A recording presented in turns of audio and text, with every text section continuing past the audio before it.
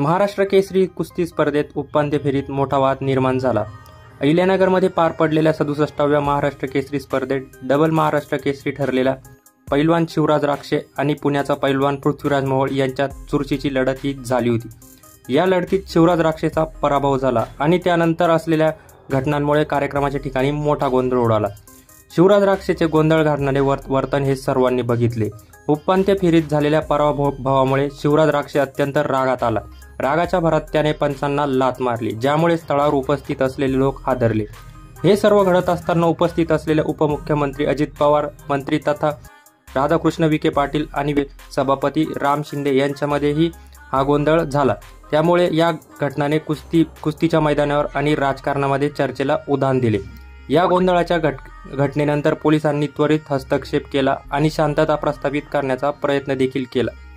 त्यांनी घटनेला नियंत्रणात आणले आणि समारंभ स्थळावरची परिस्थिती थोडी शांत केली।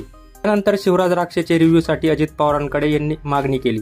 शिवराज राक्षेने यावेळी उपमुख्यमंत्री अजित पवारांना भेट दिली आणि सामन्याचा रिव्ह्यू दाखवण्याची मागणी केली।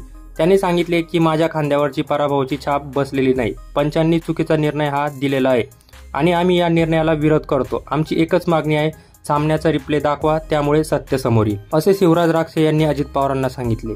पंचांच्या निर्णयावर प्रश्न उपस्थित करत शिवराज राक्षे म्हणाला, पंचांनी निर्णय घेतला आहे, पण आमच्या दृष्टीने हा निर्णय चुकीचा आहे।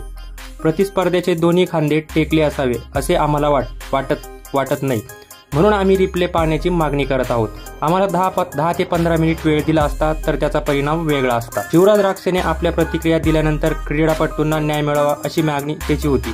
त्याने आपल्या समर्थकांना सांगितले की कुस्तीच्या नियमांची अचूक अंमलबजावणी होणे आवश्यक आहे। पंचांचे निर्णय योग्य असावे आणि कोणत्याही मल्लाला अन्याय होऊ नये। तुम्हाला काय वाटते, शिवराज राक्षे बरोबर अन्याय झाला का फायनलमध्ये? ते पण तुम्ही मला कमेंट करून नक्की कळवा आणि चॅनलला सबस्क्राईब करून घ्या पुढच्या व्हिडिओसाठी।